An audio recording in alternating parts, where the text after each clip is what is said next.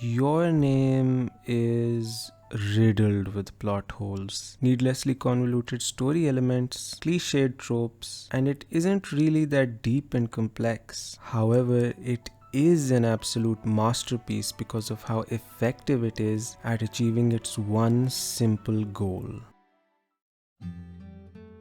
Early on in the film, Granny Miyamizu recalls the Great Fire of Mayugoro, which once burned down the shrine along with all of its old documents. She particularly comments that the meaning behind the festival was then lost, and that it's now their job to pass along its message. But when Mitsuha and Yotsuha perform the festival dance, they're only met with sniggers and second-hand embarrassment from the audience. Today we live in an age where preaching things like love and optimism is considered cheesy, and cynicism is valued because cynicism feels insightful. Your Name makes it its mission to dig through that overly critical cynic and force out the feeling of love and gratitude lost to time. Beautiful landscapes, distant lovers, touching music, it is laser focused at rekindling that sense of wonder in us. It's the feeling that we've lost as we've grown older. And so on one hand we have Mitsuha's sister,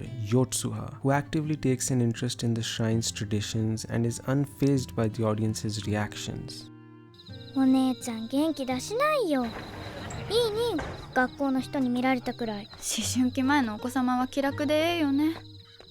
She still has that childish wonder intact. On the other hand, there's Mitsuha's father, Toshiki, who has long since lost it, and is now a politician engaged in corruption and alcohol, all of which only bring in an artificial sense of joy and fulfillment. Mitsuha and Taki are in the transitional phase between the two, where they're starting to forget. Mitsuha's father and grandmother went through the same phase, but both of them have long since forgotten that sensation. 消える。大事にしないよ。夢は目覚めればいつか消える。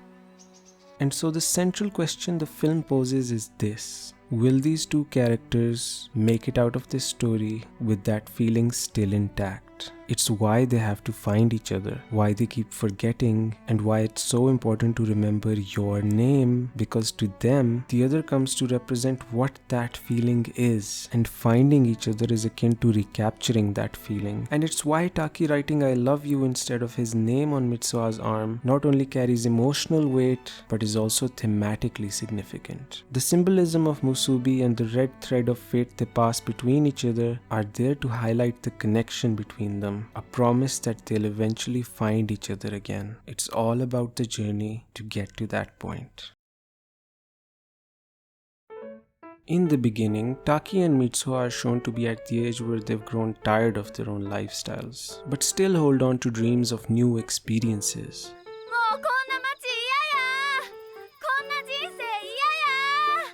来世は東京のイケメン男子にしてください。 And so, after their body swap, they're able to appreciate what the other took for granted. From the hustle and bustle of Tokyo, to the natural serenity of Itomori, to even the tense restaurant rush hour, everything is presented as this gorgeous, incredible experience. There's a real sense of love emanating from every single shot of this film. Just look at the amount of detail you can see in Mitsu and Taki's apartments, and the film never really lets up from this. Even during the relatively darker events of the film, the world is still presented in all its splendor, with the message here being that the beauty of the world is available to us all the time. It's up to us if we want to look at it or not. And that's a lesson Taki has to relearn after their body swapping ends and he loses Mitsuha.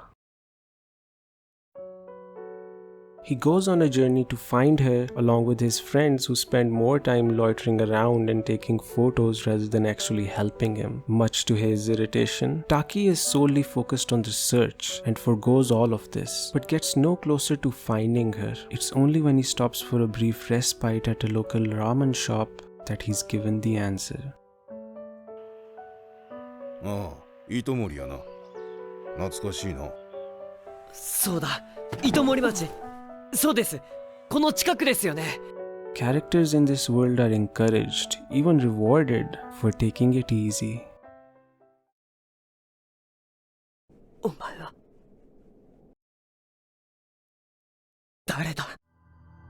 覚えてない。ミツハ、逃げろ。行っちゃダメだ。町から逃げて友達にも伝えて。ここにいちゃ死んじゃうんだよ。私、あの時死んだの。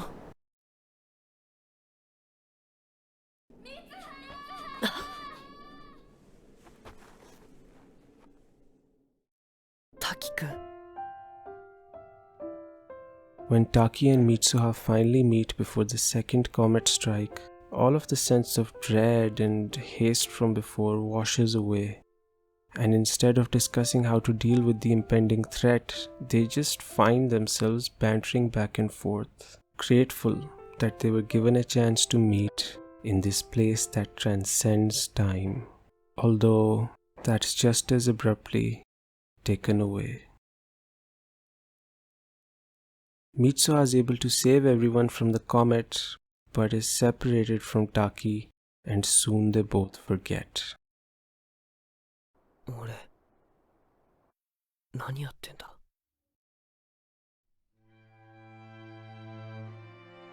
Years pass and now adult Taki narrates about obsessively searching for a sensation once lost. He thought he'd find what he'd been looking for in a town called Itomori, but gave up soon after. Now, like everyone else, he's stuck in the rat race of job hunting. 記憶の中であっても、なんていうか、人を温め続けてくれるような風景を。Somewhere else, an adult Mitsuha seems to be going through the same thing, and it seems like this story will end with them having lost that feeling. They both board trains which, in contrast to the twisting, intertwining red thread of fate, are grey, unbending, and so far have only come to symbolize isolation and disconnect. But as the two trains pass, they both catch a glimpse of each other and once again are instantly overtaken by a feeling. They immediately exit the trains to try to look for the other. Eventually, they meet on a staircase with a red railing, and after some trepidation, muster up the courage to turn back and finally reunite. 君の名前は? In the end, Your Name's criticisms, though valid, aren't really necessary for what it's trying to convey. It's more concerned with feelings rather than logic. Characters are often overcome by emotions so intense that they start exhibiting them before their mind has even registered it. It's all about conveying those feelings. And you can try to describe this feeling as many things. A sense of nostalgia, childish awe, wonder, joy, love, peace. It could be any of these, all of these, or none of these. But again, Your Name isn't even concerned with trying to define what that feeling is or where it comes from. All it asks is that you sit back and enjoy the moment. それはまるで夢の景色のように、ただひたすらに美しい眺めだった。